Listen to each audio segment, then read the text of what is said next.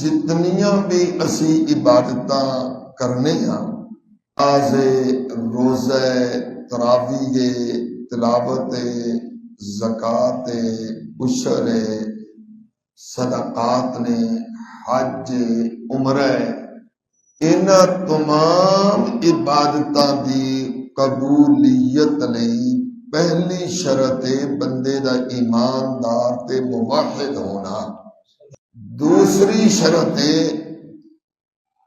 سنت رسول اللہ دے مطابق ہونا،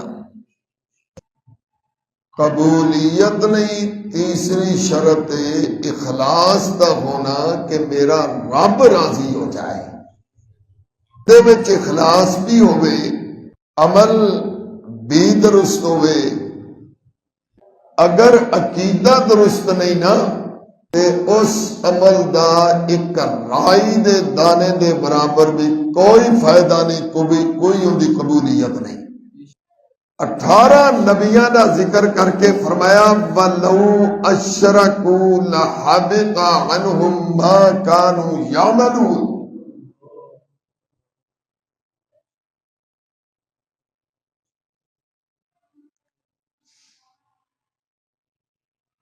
اے میرے نبی جنہاں دے قریب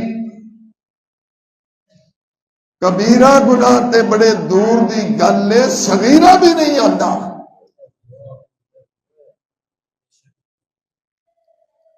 جو کبیرہ صغیرہ ہر قسم دے گناہاں دے کولوں محفوظ بھی نے تے معصوم بھی نے۔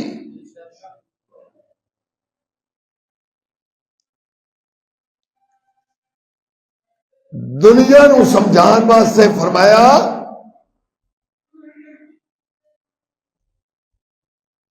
اگر میرے اے نبی بھی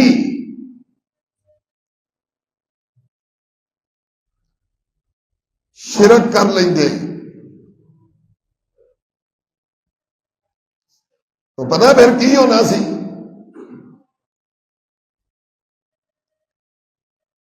انہاں دی زندگی نے مقبول شدہ اعمال بھی تباہ تے برباد ہو جانے سن۔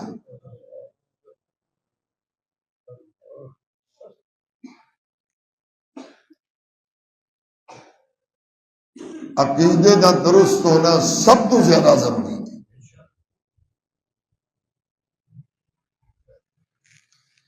جڑی میں آیت مبارکہ پڑھی ہے نا،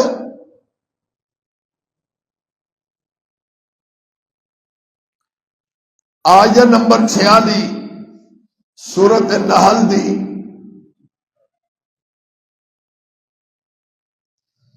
اس مقام تے اللہ نے تمام نبیاں دی بعثت دنیا دے اتے مبعوث ہونے دا تشریف آوری دا مقصد بیان کیتا ہے۔